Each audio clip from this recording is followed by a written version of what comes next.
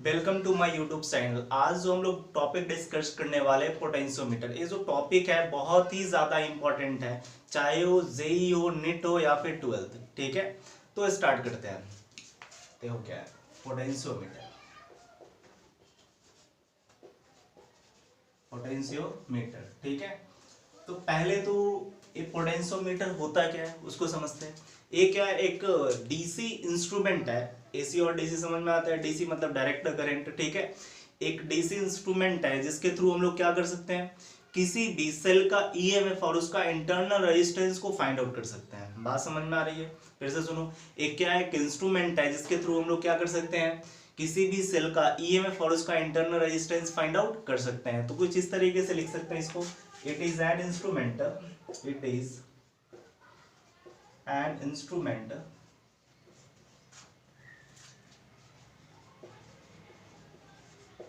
to measure, क्या करता है measure EMF and internal resistance, ठीक है, resistance of a cell। ठीक है, इतना ही बात समझ में। किसी भी सेल का क्या कर सकता है, ईएमएफ और उसका इंटरनल रेजिस्टेंस फाइंड आउट कर सकता है। इतना है बात समझ में आया कि नहीं आया? ठीक है। अब दूसरा क्या है, किसके प्रिंसिपल पे बेस्ड होता है, किसके प्रिंसिपल पे बेस्ड होता है उसको थोड़ा समझते हैं। ठीक है, तो दूसरा क्या लिखना है हमें, प्रिंसिपल।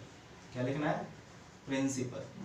ठीक है, देखो अभी बता रहे सिंपल सिंपल चीजें। पहले क्या करेंगे, अभी देखें क्या चीज होता है, फिर इसका प्रिंसिपल देखेंगे, फिर कंस्ट्रक्शन देखेंगे, इस पे कितने टाइप के क्वेश्चन होते हैं, सब चीजें देखेंगे एक एक करके। ठीक है, इसमें ज्यादातर बच्चे को प्रॉब्लम होता है, एवरेज बच्चे को क्या होता है, दिक्कत होता है। आज का अगर क्लास पूरा तुम अटेंड करते हो तो एक भी प्रॉब्लम नहीं आने वाला है, इतनी गारंटी है। ठीक है, तो एक एक करके देखते हैं धीरे धीरे। ठीक है, क्या देखने वाले अभी हम लोग, प्रिंसिपल। ठीक है, तो एक किसके प्रिंसिपल पे बेस्ड होता है, सब चीजें क्लियर करते हैं पहले। तो देखो पहले राइट करते हैं फिर समझाते हैं। It is based on principle that if constant current, समझाते हैं सब। देखो, if constant current passing through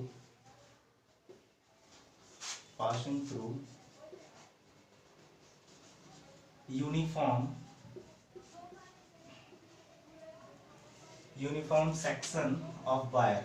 uniform section of wire means क्या है, उसका क्रॉस सेक्शनल एरिया क्या हो, यूनिफॉर्म हो। Uniform section of wire, then potential difference क्या होगा, potential difference directly proportional to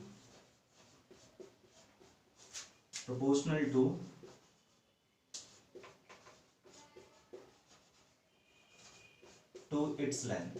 ठीक है, इसका मतलब क्या है समझाते हैं। देखो क्या है,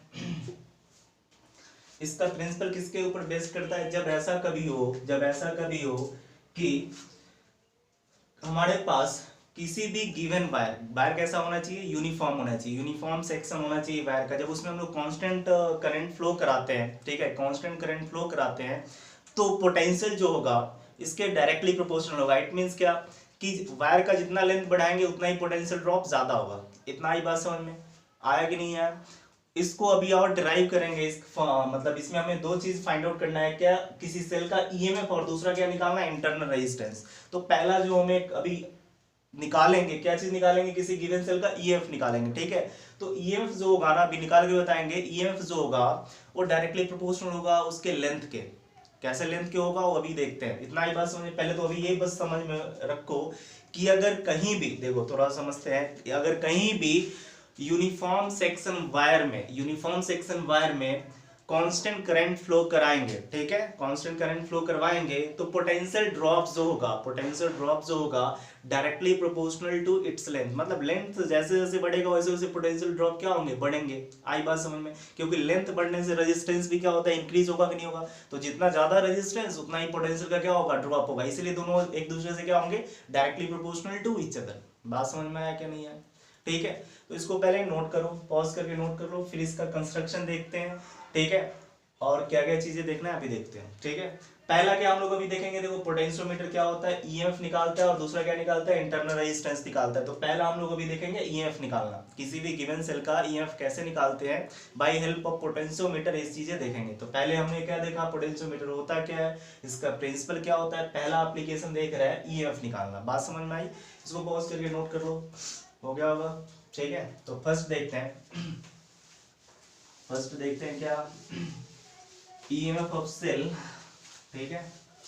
देखते हैं पहला मेजरमेंट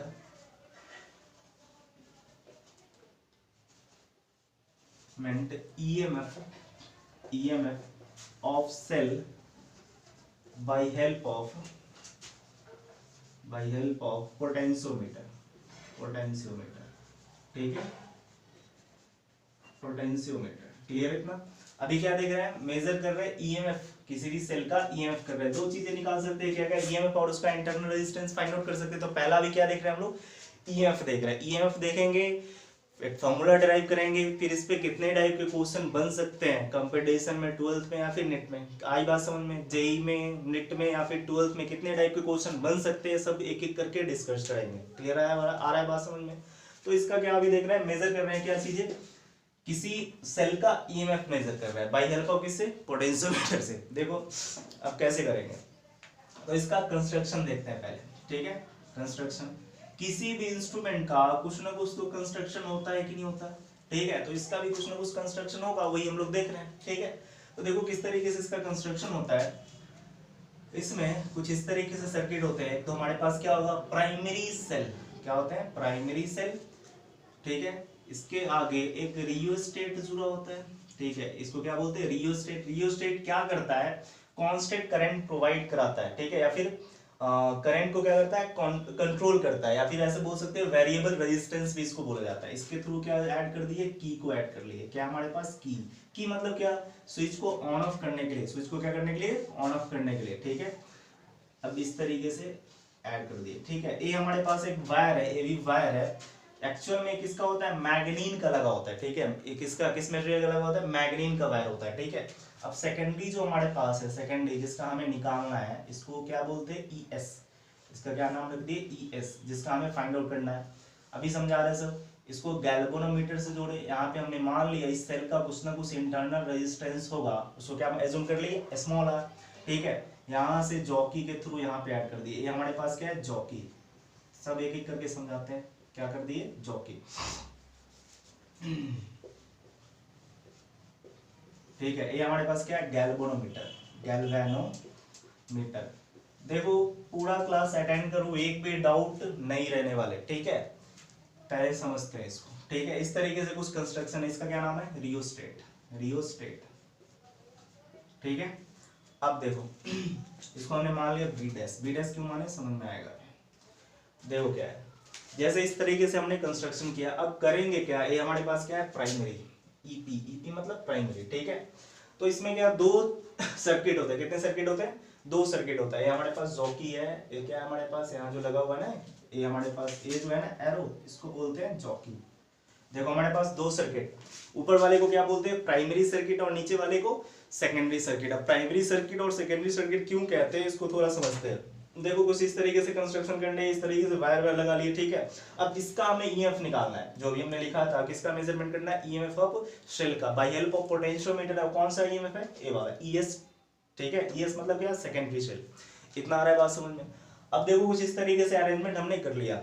करने के बाद क्या करेंगे, सबसे पहले फर्स्ट इस की को, जैसे वर्किंग अगर इसका देखें, कंस्ट्रक्शन तो ये हो गया, अगर वर्किंग देखे तो सबसे पहले क्या करेंगे, इस की को क्लोज कर देंगे। पहला क्या काम करना है, इस की को क्लोज करेंगे। जैसे ही की को क्लोज करेंगे, ये हमारे पास प्राइमरी सेल लगा हुआ है, यहाँ से क्या होगा, करंट फ्लो होगा, इस तरीके से करंट फ्लो होंगे।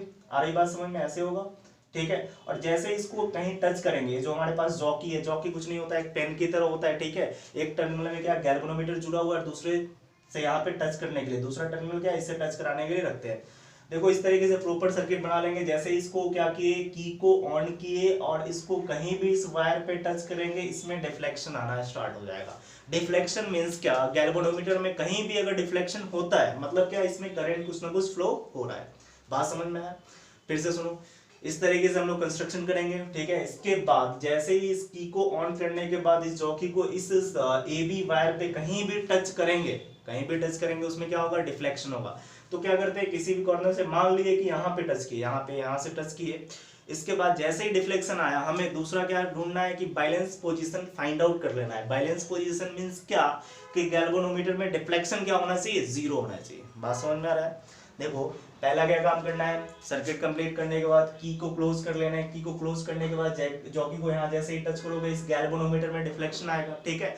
डिफ्लेक्शन आने के बाद धीरे धीरे धीरे प्रोसेस क्या रखना है, बहुत ही स्लो रखना है। प्रोसेस कैसा रखेंगे, बहुत ही स्लो रखेंगे, धीरे धीरे धीरे धीरे स्लाइड करना है, ठीक है। स्लाइड करते करते एक ऐसा पोजीशन फाइंड आउट करना है जहां पे इस गैल्वेनोमीटर में डिफ्लेक्शन क्या हो जाए, 0 हो जाए। बात समझ में आई। जैसे इस गैल्वेनोमीटर में डिफ्लेक्शन 0 होगा, इट मींस करंट कितना, 0 आ रहा है। बात समझ में आया कि नहीं आया। यहाँ पे होगा गैल्वेनोमीटर में 0 डिफ्लेक्शन, लिख सकते हैं नल डिफ्लेक्शन या फिर 0 डिफ्लेक्शन। इतना है, बात समझ में क्लियर है इतना। अब देखो हमारे पास 0 डिफ्लेक्शन जैसे ही हो गया, तब कैसे किस तरीके से करंट फ्लो होगा उसको समझते हैं। देखो यहां से करंट फ्लो हो रहा था इस तरीके से, ऐसे जाएगा ऐसे जाएगा ऐसे जाएगा ऐसे जाएगा, यहां से तो कोई करंट आ ही नहीं रहा है। इट मींस क्या, अभी बताया 0 है, तो यहां से कोई करंट जाएगा क्या, नहीं जाएगा। करंट किस तरीके से, ऐसे होते हुए इस सर्किट को कंप्लीट कर लेगा। आ रही बात समझ में, आया कि नहीं आया। फिर से देखो, जैसे यहाँ से करंट फ्लो हुआ इस तरीके से, यहाँ पे आया, इधर तो कुछ गया ही नहीं क्योंकि गैल्वेनोमीटर में डिफ्लेक्शन क्या है, 0। तो इस तरीके से फ्लो हो जाएंगे, मतलब ऊपर वाला सर्किट और नीचे वाला सर्किट एक दूसरे से क्या हो जाएंगे, आइसोलेट हो जाएगा। बात समझ में आया। ऊपर वाला सर्किट और नीचे वाला सर्किट एक दूसरे से आइसोलेट हो जाएगा, ठीक है। इसीलिए इसको क्या नाम दिया गया, प्राइमरी सर्किट। इसको क्या बोल देते हैं हम लोग, प्राइमरी सर्किट। इसमें क्या बोल दिए इसको, देखो प्राइमरी सर्किट, इसको क्या बोला गया, प्राइमरी सर्किट, ठीक है। और नीचे वाले को क्या बोल दिए हम लोग, सेकेंडरी सर्किट। इसको क्या बोल दिए, सेकेंडरी सर्किट, ठीक है। इट मींस क्या, जब बैलेंस पोजीशन हम लोग ढूंढे, वहां पे प्राइमरी सर्किट को सेकेंडरी सर्किट से कोई मतलब नहीं, ना ही सेकेंडरी सर्किट को प्राइमरी सर्किट से। बात समझ में आया। एक दूसरे से क्या हो जाएंगे, आइसोलेट हो जाएंगे, ठीक है। अब देखो इसका जो लेंथ होगा, इस वायर का कुछ ना कुछ तो लेंथ होगा। इसका लेंथ हमने एज्यूम कर लिया स्मॉल एल, ठीक है। एबी वायर का लेंथ कितना एज्यूम कर लिए, स्मॉल एल, ठीक है। और यहां से जैसे जैसे हमने स्लाइड किया, कुछ ना कुछ पोजीशन माना, उसका डिस्टेंस कितना मान लिया, एक्स।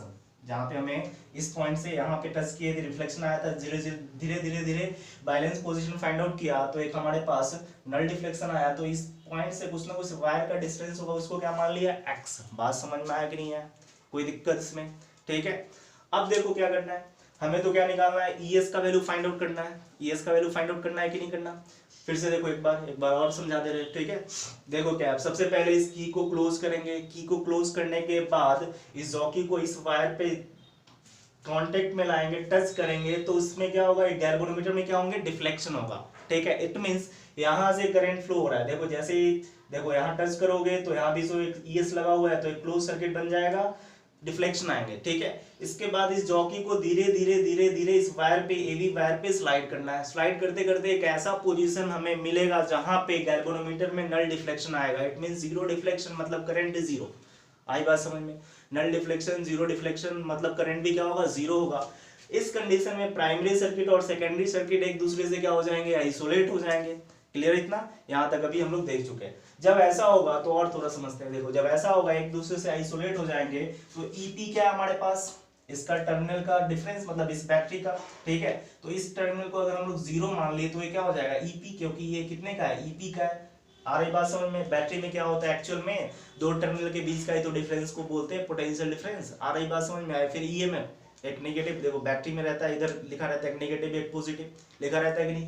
तो अगर मान लो 10 वोल्ट का बैटरी हुआ, अगर इसको 10 मान लिए तो सॉरी 0 मान लिए, तो दूसरा कितना हो जाएगा, 10 वोल्ट हो जाएगा कि नहीं होगा। इसीलिए इसको 0 माने तो कितना हो जाएगा, ईपी। अब देखो यहाँ से 0 0 0, यहाँ पे 0 पहुंच गया, और यहाँ पे कुछ ना कुछ रियोस्टेट का रेजिस्टेंस हो सकता है, ठीक है, हो सकता है कि नहीं हो सकता। इसीलिए कुछ ना कुछ क्या होगा, इस ईपी का ड्रॉप होंगे और इसमें करंट भी फ्लो हो रहा है। देखो इस तरीके से क्लोज सर्किट बना था कि नहीं बना था, इस तरीके से करंट फ्लो हो रहा था, तो ईपी यहां तक नहीं पहुंच पाएगा, तो कुछ ना कुछ ड्रॉप होगा। तो इसलिए हम लोग क्या बोल लिख दिए, वी। फिर से सुनो, देखो हमारे पास जैसे ही पोटेंशियल का क्या हो गया था, सॉरी गैल्वेनोमीटर में जीरो डिफ्लेक्शन आ गया था तो एक दूसरे से क्या हो गया था, आइसोलेट हो गया था। तो ऐसे कंडीशन में करंट अगर यहाँ से निकला इस तरीके से ऐसे ऐसे ऐसे ऐसे पूरा क्लोज सर्किट बना लिया था, क्लोज सर्किट बनाया तो हमने मान लिया कि यहाँ पे ईपी, इसका जो प्राइमरी सेल में जो बैटरी लगा हुआ उसका पोटेंशियल डिफरेंस कितना है, ईपी, ठीक है। तो यहाँ पे जीरो पहुंचा, ए टर्मिनल जीरो मान ले तो दूसरा कितना हो जाएगा, ईपी। यहाँ पे कुछ लगा हुआ है, कहने का मतलब कुछ रेजिस्टेंस होगा रियोस्टेट का, तो यहाँ क्या पहुंच गया, वी, क्योंकि कुछ ना कुछ ड्रॉप होगा। इतना ही बात समझ में। और ऐसे भी समझ में आता है कि ओपन सर्किट में हम लोग क्या बोलते हैं, ईएमएफ। किसी बैटरी का अगर नेट आउटपुट देखना है तो ईएमएफ के बराबर, इन क्लोज सर्किट में तो क्या लिख देते हैं, पोटेंशियल डिफरेंस। पोटेंशियल डिफरेंस और ईएमएफ का डेफिनेशन ही है कि net output in open circuit, net output in open circuit is called EMF, ठीक है। और net output in close circuit is called क्या बोलेंगे, पोटेंशियल डिफरेंस। बात समझ में आई। तो यहाँ पे पता नहीं कितना है इसलिए हमने क्या मान लिया, वी, क्लियर है। तो यहाँ तक क्या पहुंच गया, वी, और यहाँ तक क्या पहुंच गया, जीरो। तो देखो यहाँ से वी से जीरो तक, वी से जीरो तक कितना लेंथ है इस वायर का, potential difference v minus zero करेंगे तो लेंथ कितना है, l है। सिमिलरली देखो अगर ये जीरो है तो यहाँ पे जीरो पहुंच गया, es है, देखो यहाँ से es। तो अभी हमने बताया था यहाँ पे तो करंट कुछ फ्लो हो ही नहीं रहा है, करंट फ्लो हो रहा है क्या, नहीं हो रहा है। इट मींस इस वाले रेजिस्टेंस का कोई सिग्निफिकेंस नहीं है। फिर से सुनो, ये ऊपर वाला जो प्राइमरी सर्किट है कि क्लोज सर्किट की तरह काम कर रहा था, क्लोज सर्किट की तरह काम कर रहा था, इसीलिए इसका अगर कुछ रेजिस्टेंस होगा तो उसका कुछ ना कुछ सिग्निफिकेंस होंगे, इसीलिए कुछ ना कुछ पोटेंशियल ड्रॉप हुआ, इसलिए वी मान लिए। लेकिन यहाँ पे जो वो है करंट कुछ फ्लो हो ही नहीं रहा है, करंट फ्लो नहीं हो रहा है बैलेंस पोजीशन पे, इसीलिए इस रेजिस्टेंस का कोई सिग्निफिकेंस नहीं होगा। तो अगर हमारे पास ES का है तो एक टर्मिनल हमने मान लिया जीरो, तो यहाँ तक जीरो पहुंच गया, और दूसरा ES तो यहाँ तक क्या पहुंच जाएगा, इस वाले पॉइंट तक क्या पहुंच गया, ES पहुंच गया। बात समझ में आ गया। इतना समझ में आ गया तो कोई परेशानी नहीं होने वाला। तो हम लोग वर्किंग अगर देखें, वर्किंग देखो क्या लिखने वाले हैं, वर्किंग, ठीक है। तो क्या लिखेंगे, फर्स्ट फाइंड आउट, फर्स्ट क्या करना है हमें, फर्स्ट क्या करना है, इस की को क्लोज कर लिए थे, फर्स्ट की क्लोज्ड, ठीक है। Then find out balanced position by help of galvanometer and jockey. Jockey और गैल्वेनोमीटर से क्या किए थे, बैलेंस पोजीशन ही तो फाइंड आउट किए थे। देन फाइंड आउट, क्या लिख लिए, then find out balanced position, ठीक है, balanced position,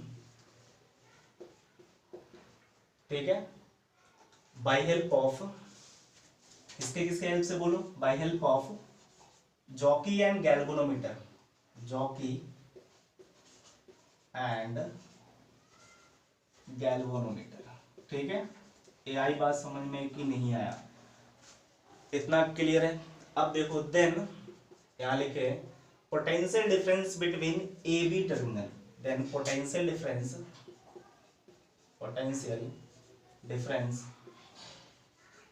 between then potential difference between AB terminal, देखो क्या होगा, AB टर्मिनल के बीच में अगर पोटेंशियल डिफरेंस देखे तो देखो ऐसे लिख सकते हैं क्या, L लेंथ है, AB का कितना लेंथ है, कितना वायर का लेंथ है, L। तो पोटेंशियल डिफरेंस कितना आ रहा है, देखो V माइनस जीरो मींस क्या, V। तो यूनिट पे कितना होगा, यूनिट पे कितना हो जाएगा बोलो, V बाई L। समझ में आया क्या इक्वेशन फर्स्ट, इसमें कोई दिक्कत, देखो वही जो अभी समझाया था वही मैंने लिखना। फर्स्ट क्या किए हैं, की को क्लोज कर लिए हैं, उसके बाद क्या किए, बैलेंस पोजीशन हम लोग फाइंड आउट कर लिए हैं, किसके हेल्प से, by help of jockey and galvanometer, ठीक है। उसके बाद हमने देखा potential difference between AB terminals, AB terminal मतलब L लेंथ पे कितना पोटेंशियल है, V माइनस जीरो मींस क्या, जीरो, ऐसे कोई लिख सकता है, V माइनस जीरो मतलब क्या, V, ठीक है। तो यूनिट पे कितना हो जाएगा, V बाई L। बात समझ में आया, इक्वेशन फर्स्ट, ठीक है। Again potential difference between, again, ठीक है, देखो क्या, पोटेंशियल डिफरेंस बिटवीन किसके बीच में, ए बी डैश। अभी बताए थे जितना ज्यादा प्रिंसिपल इसका क्या था, प्रिंसिपल समझाए थे ना कि जितना ज्यादा लेंथ होगा यूनिफॉर्म सेक्शन वायर में, जितना ज्यादा लेंथ होगा उतना ही ज्यादा पोटेंशियल डिफरेंस होगा। तो डायरेक्टली प्रोपोर्शनल आ रहा है कि नहीं आ रहा है, यही बात समझा रहे थे उस समय, ठीक है। अब देखो फिर से आगे, again potential difference between A B dash means क्या, यहाँ पे देखो ए बी डैश, तो यहाँ पे कितना है, ES माइनस जीरो, देखो कितने लेंथ पे, x लेंथ पे कितना है, ES माइनस जीरो, मतलब ES लिख ले, जीरो लिखने का कोई जरूरत नहीं। देखो ES माइनस जीरो पे कितना लेंथ है, x लेंथ है, तो x लेंथ पे ES माइनस जीरो, तो ES। तो यूनिट पे फिर कितना हो जाएगा बोलो, E S by x equation second, बात समझ में आया? मेन यहीं पे समझना था, ए समझ में आ गया तो कोई परेशानी नहीं होने वाला। देखो इक्वेशन फर्स्ट एंड सेकंड हो गया। अब फर्स्ट सेकंड से कुछ फॉर्मूला डिराइव करेंगे, फिर इसका हम लोग देखेंगे कितने टाइप के क्वेश्चन इस पे पॉसिबल है। बात समझ में आ रहा है? इसको पॉज करके नोट करो, ठीक है? हो गया होगा नोट? हो गया? ठीक है, पॉज करके नोट कर लिए होगे। अब देखो क्या करना है।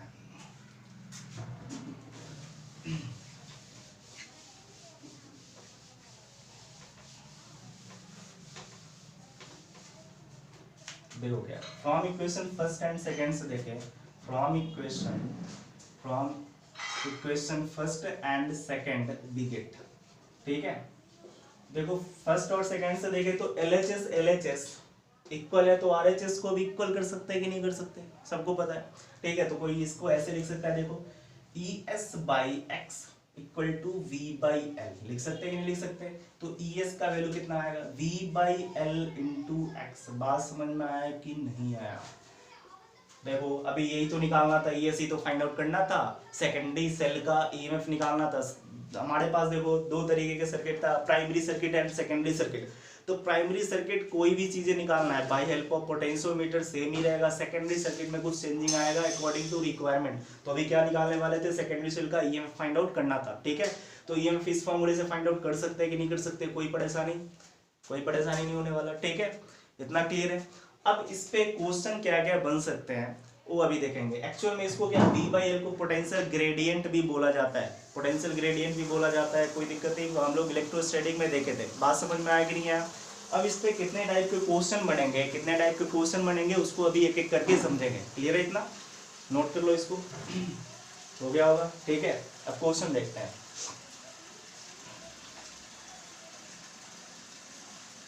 देखो फर्स्ट क्वेश्चन, अब क्या देखने वाले? इस पे प्रॉब्लम देखने वाले हैं, ठीक है? Problem on potentiometer. अभी किसका प्रॉब्लम देख रहे हैं? EMF वाले। फिर इंटरनल रेजिस्टेंस वाले हम लोग देखेंगे टॉपिक, फिर उसका इंटरनल रेजिस्टेंस का भी अलग हम लोग क्वेश्चन देखेंगे। बात समझ में आ रहा है? तो देखो क्या है, लिखेंगे यहाँ पे प्रॉब्लम ऑन पोटेंशियोमीटर, ठीक है? तो पहला क्या है? फॉर्मूला बेस्ड क्वेश्चन, सिंपल सा। देखो अगर मान लिए कुछ इस तरीके से क्वेश्चन दे रखा हो, अभी बताया था इसमें क्या है, प्राइमरी सर्किट होता है, दूसरा क्या होता है, सेकेंडरी सर्किट। इस तरीके से हमने मान लिया रियोस्टेट का हमने नेग्लिजिबल रेजिस्टेंस, अभी एक क्वेश्चन ले रहे हैं, नहीं ये दे रखा है, ठीक है? कुछ इस तरीके से दे रखा हो, ये हमारे पास प्राइमरी है, ठीक है? और ये हमारे पास क्या हो गया? सेकेंडरी, और ये हमारे पास क्या हो गया? सेकेंडरी। इस तरीके से यहाँ पे हमारे पास क्या है? गैल्वेनोमीटर। यहाँ पे डिफ्लेक्शन कुछ आ रहा है, देखो कितना आ रहा है यहाँ पे गैल्वेनोमीटर में डिफ्लेक्शन क्या? 0 है।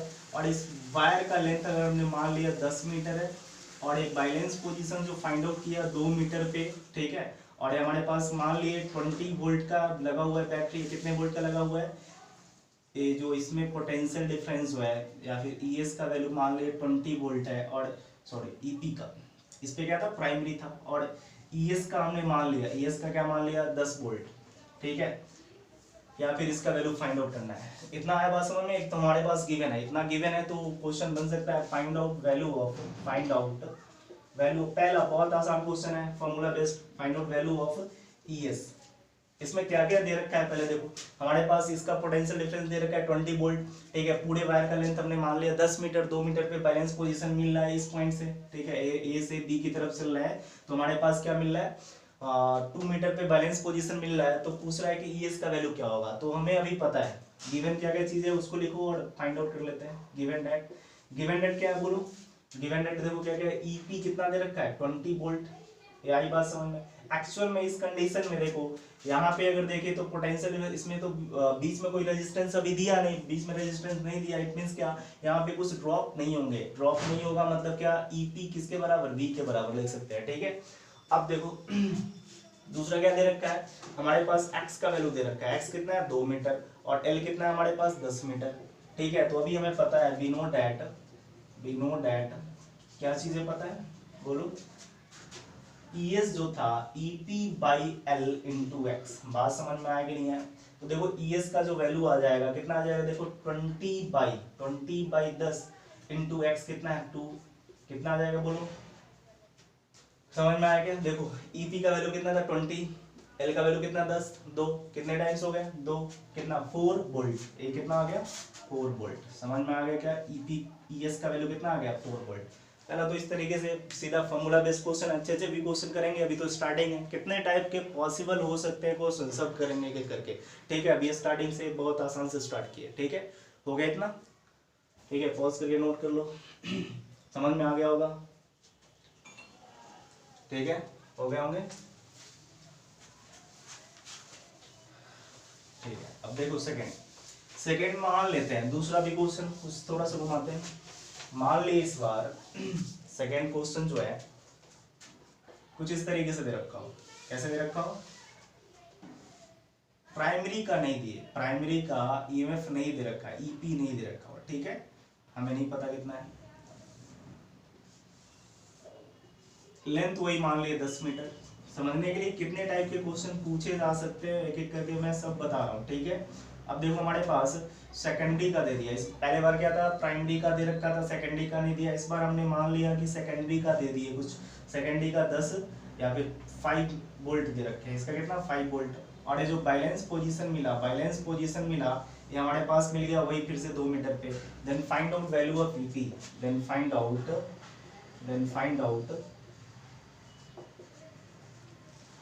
वैल्यू ऑफ किसका, ईपी का।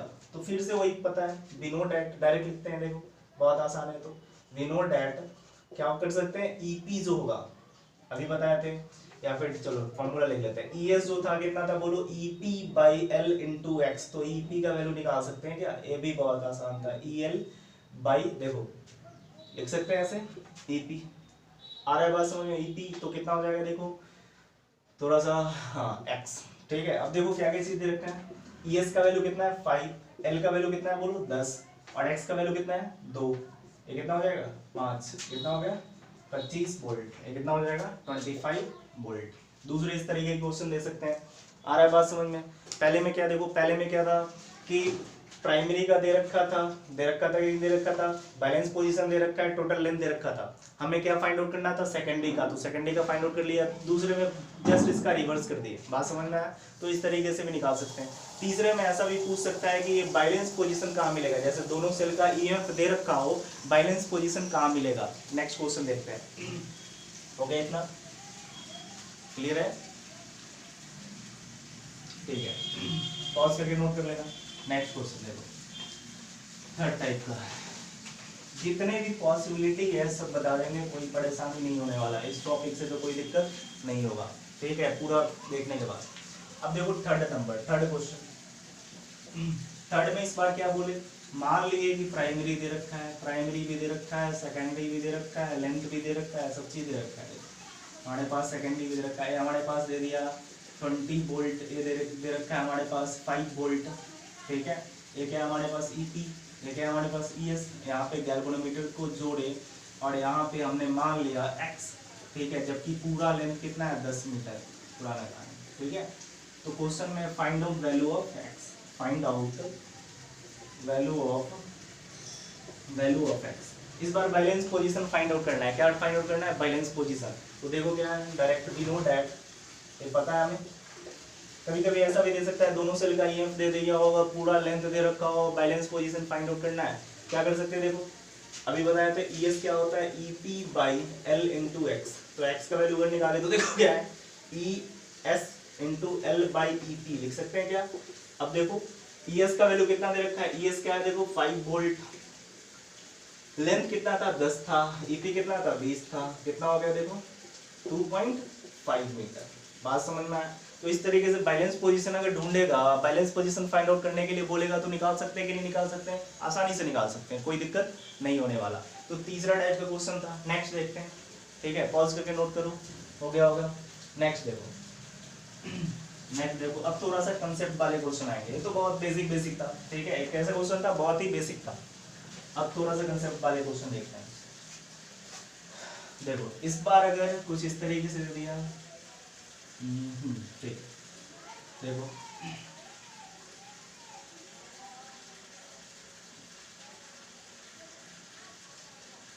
इस बार यहाँ पे हमने मान लिया 15 वोल्ट या फिर ऐसा मान लेते हैं 10 वोल्ट, ठीक है। यहाँ पे 20 वोल्ट जूम कर लिए, ठीक है। ये हमारे पास गैल्वेनोमीटर है, ये हमारे पास रिफ्लेक्शन, ठीक है। ये हमारे पास 10 मीटर पुराना है। Find out value of x, question वही है, ठीक है, क्वेश्चन वही है, थोड़ा कंसेप्ट डालें, देखो कैसे होगा। इसमें क्वेश्चन में हमने मान लिया ए बी ये दे रखा है, सबको पता है ए क्या होता है, बी डैश अभी बताया था डायग्राम में। यहाँ पूछ रहा है find out value of x, it means क्या, बैलेंस पोजीशन फाइंड आउट कर देना है। Find out value of x, it means क्या, बैलेंस पोजीशन फाइंड आउट कर देना है। मतलब क्या, यहाँ से यहाँ ए से बी स्लाइड कर रहे हैं तो ये पोजीशन हम लोगों को फाइंड आउट कर देना है। तो हमें पता है, देखो वी नो डैट, वही पुराना हमारे पास फॉर्मूला है, ठीक है। क्या करेगा, देखो ई एस जो होता है E P by L into x, तो एक्स का वैल्यू कितना होगा, E S L by E P. S का वैल्यू कितना है 20, एस का वैल्यू कितना है 20, एल का वैल्यू कितना है 10, बात समझ में आया क्या। और ई पी कितना है, ई पी कितना है बोलो 10, इससे ये गया कि नहीं गया, तो एक्स का वैल्यू 20। ऐसा आंसर हो सकता है क्या, समझो इसको, इसका आंसर हो सकता है क्या। देखो हमारे पास टोटल वायर का लेंथ 10 ही है, लेकिन हमारे पास कितना आ रहा है 20 आ रहा है। पॉसिबल हो सकते हैं क्या, इस दोनों के बीच में आएगा नहीं है, समझो थोड़ा सा। बैलेंस पोजीशन अगर ढूंढे तो 10 मीटर के बीच में ही आएगा ना, ऐसा थोड़ी 20 थोड़ी आ सकता है। पॉसिबल है क्या, नहीं है पॉसिबल। तो ये सर्किट जो है हमारा रॉन्ग हो जाएगा। सर्किट कैसा हो जाएगा, रॉन्ग हो जाएगा। तो इससे क्या हम लोग को एक कंसेप्ट मिला कि कभी भी सेकेंडरी सर्किट में प्राइमरी सर्किट के कंपैरिजन में ईएमएफ ज्यादा नहीं रख सकते हैं, पॉसिबल नहीं है। बात समझ में आया। तो देखो यहाँ लिख सकते हैं, सो सर्किट इज नॉट पॉसिबल,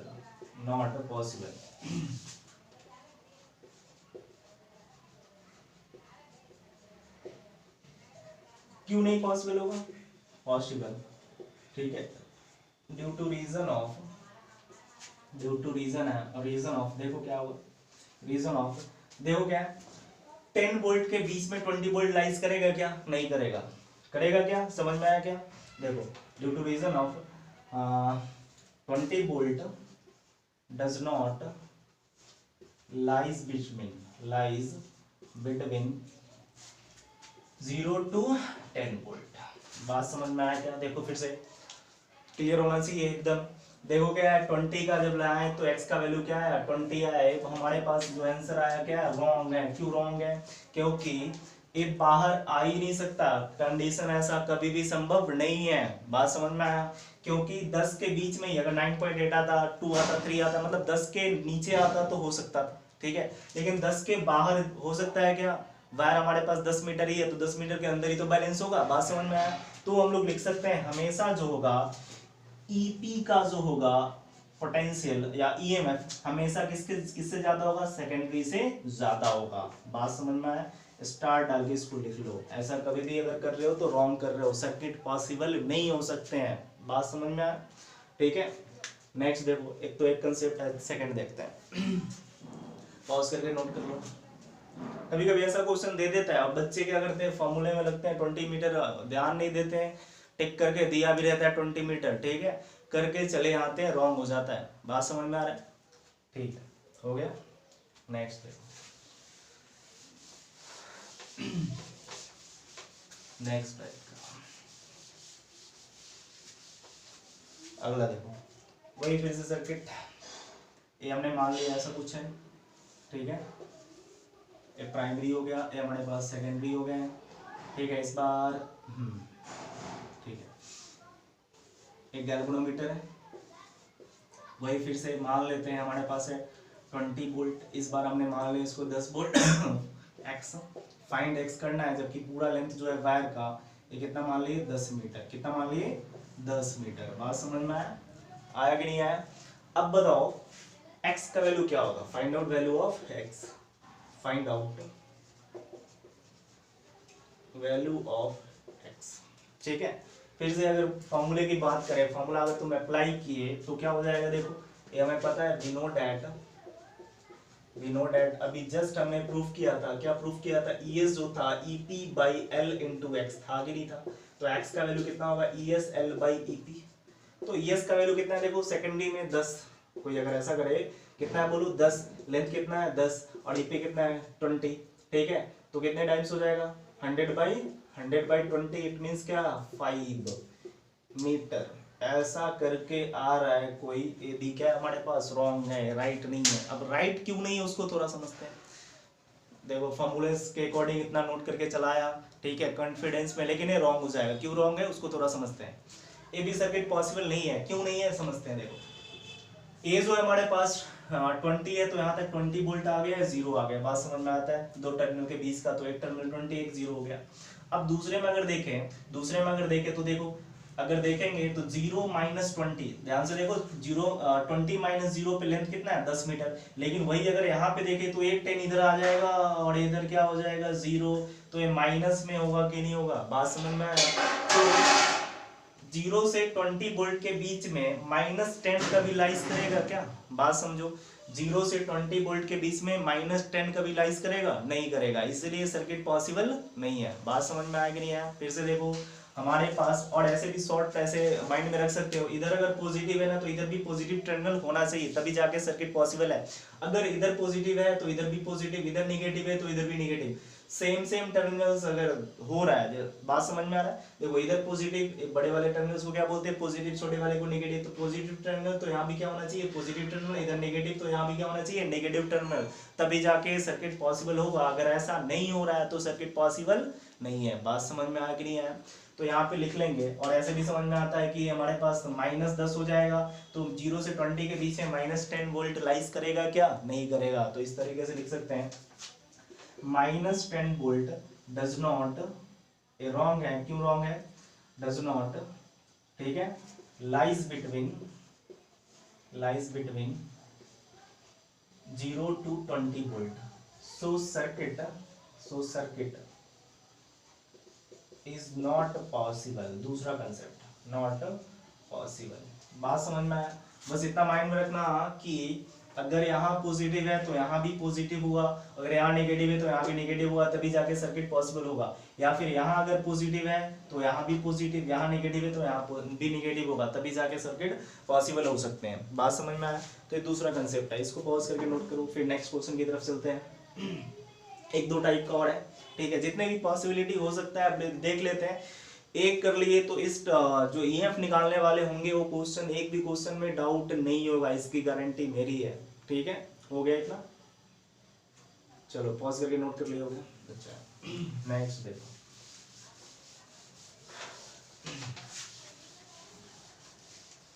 अब देखो थोड़ा सा नेक्स्ट क्वेश्चन थोड़ा बढ़िया सा, ठीक है।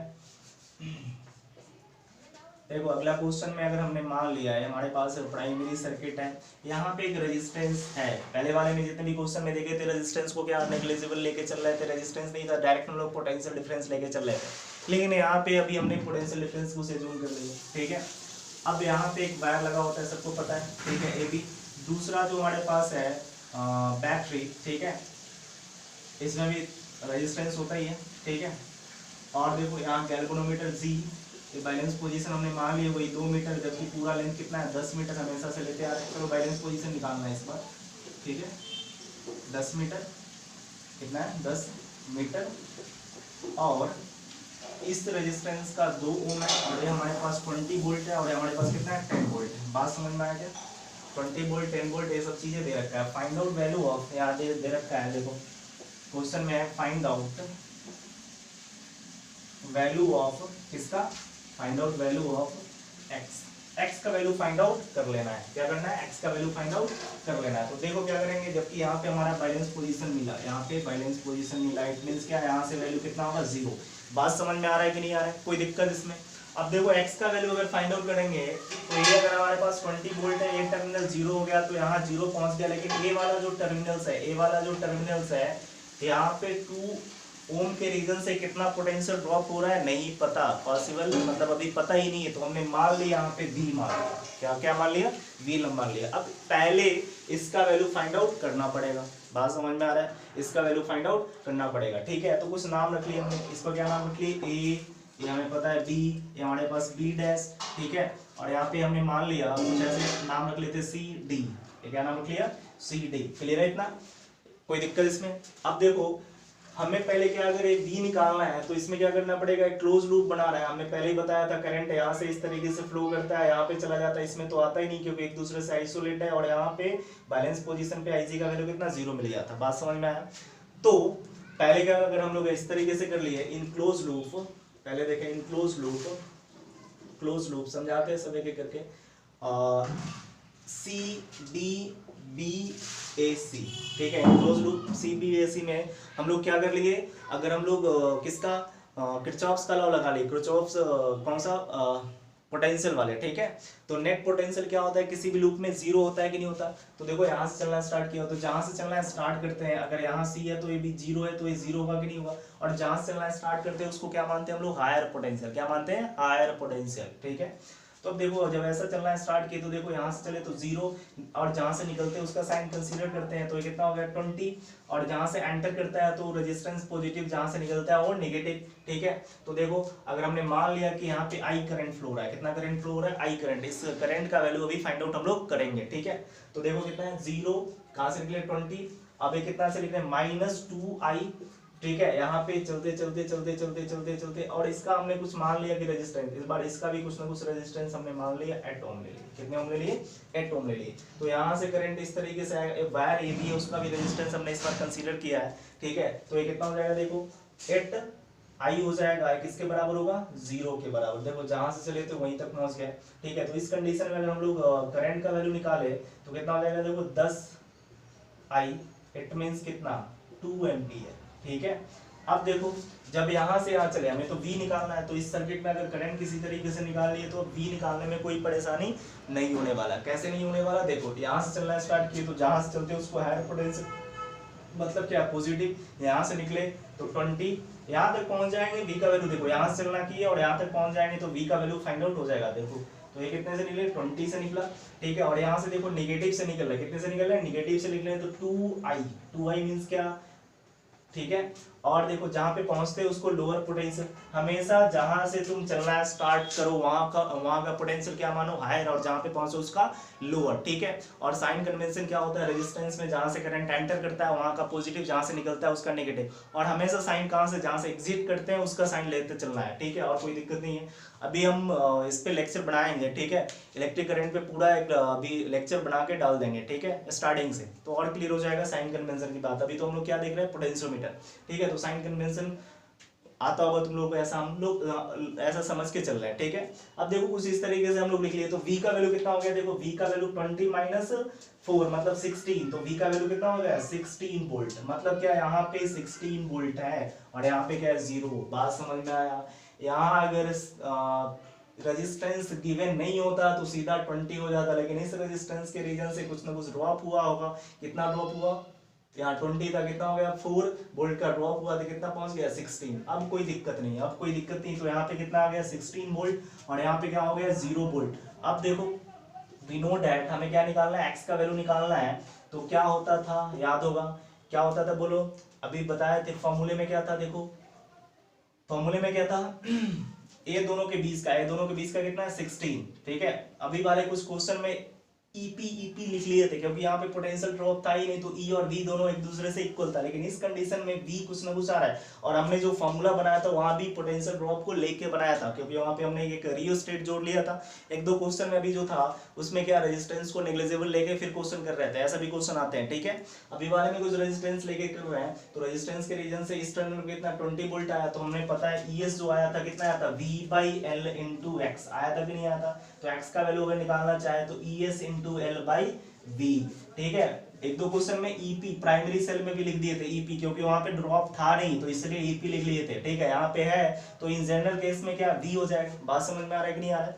अब देखो ईएस का वैल्यू अगर देखें, ईएस का वैल्यू कितना आ गया, देखो कितना है हमारे पास, ईएस का वैल्यू सेकेंडरी में कितना दे रखा है 10, लेंथ कितना है 10, और हमारे पास जो आया इसका कितना है देखो 16 वोल्ट, कितना है 16, तो कितना आ गया देखो ये कितना हो गया 5/8, इसको और कैंसिल आउट किए तो 5/4, तो 25 कितना हो गया 4 आ गया। बात समझ में आया क्या, 6 पॉइंट समथिंग आएगा, 6.25 कितना आ जाएगा बोलो मीटर।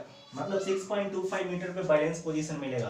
तो इस तरीके के क्वेश्चन भी पूछे जा सकते हैं। थोड़ा सा बढ़िया क्वेश्चन है, ठीक है, बात समझ में आया, कुछ नहीं खास। देखो सिंपल सा क्या करना है, अगर हमें एक्स का वैल्यू फाइंड आउट करना है, एक्स का वैल्यू अगर फाइंड आउट करना है तो क्या करना पड़ेगा, इसके रीजन से कितना पोटेंशियल ड्रॉप, अगर ये रेजिस्टेंस नहीं होता तो 20 वोल्ट यहाँ पे आ जाता, कोई दिक्कत नहीं था, 0 वोल्ट, तो ये टर्मिनल ये दोनों के बीच का पोटेंशियल डिफरेंस हमें इजीली फाइंड आउट हो जाता, कोई दिक्कत नहीं था। लेकिन यहाँ पे रेजिस्टेंस दे रखा और इस वायर का भी रेजिस्टेंस दे रखा है, तो क्लोज सर्किट बनना है। क्लोज सर्किट अगर बनना है तो यहाँ से जब यहाँ चलोगे, यहाँ से जब यहाँ चलोगे तो क्या लिख सकते हैं, 0 प्लस जहां से निकल रहा है तो +20, यहां से निकल रहा है तो माइनस VI और एक V।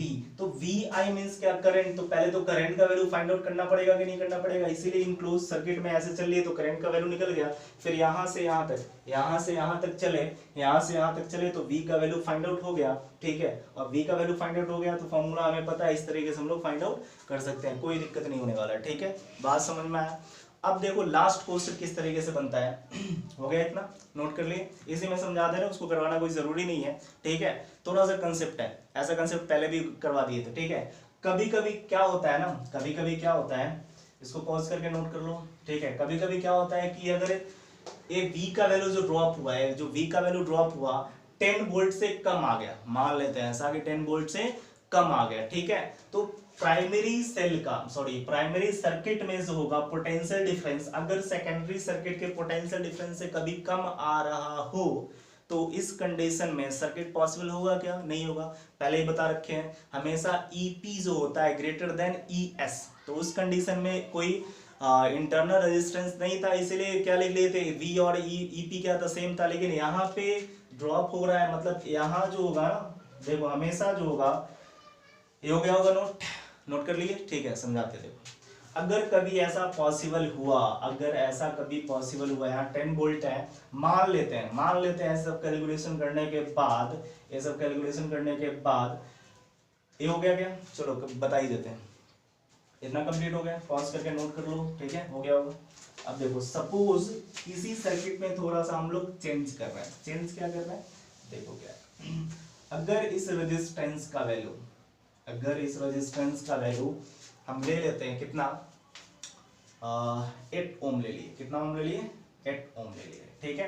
अब क्या हो जाएगा, अब क्या होगा उसको थोड़ा समझते हैं। 8 ओम लिए तो 8 + 8 कितना, 16।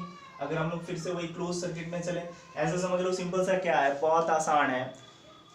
अगर 8 ओम ले लिए तो क्या करेंगे, फिर से वही calculation, in close circuit, in closed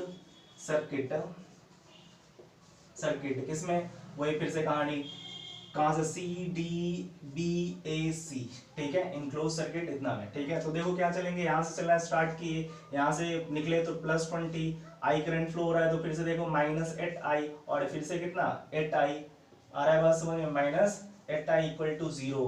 तो कितना हो जाएगा, देखो 20/16 आई, तो I का वैल्यू कितना, 20/16, इट मींस 5/, कितना आ रहा है बोलो, 5/4 एम्पियर। बात समझ में आया कि नहीं आया। अब देखो अगर हम लोग पोटेंशियल डिफरेंस निकाले, यहाँ से यहाँ तक का पोटेंशियल डिफरेंस निकाले तो क्या हो जाएगा, देखो यहाँ से चलना स्टार्ट किए, पोटेंशियल डिफरेंस बिटवीन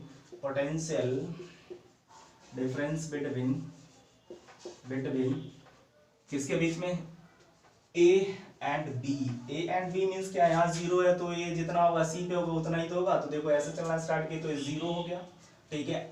अब देखो यहाँ से निकले तो कितना हो गया, +20 हो गया, यहाँ से निकले तो कितना, -8 और I मींस क्या, 5/4, कितना हो गया, 5/4। और यहाँ क्या हो गया, यहाँ तक पहुंचना है, ठीक है, यहाँ तक पहुंचना है, तो इसको क्या मान लिए थे, V, तो +V = 0। तो देखो ये कितने टाइम्स, 2 टाइम्स, तो 20 - 10, ये कितना हो गया, V, तो ये कितना हो गया, 10 वोल्ट, ये कितना हो गया, 10 वोल्ट। बात समझ में आया।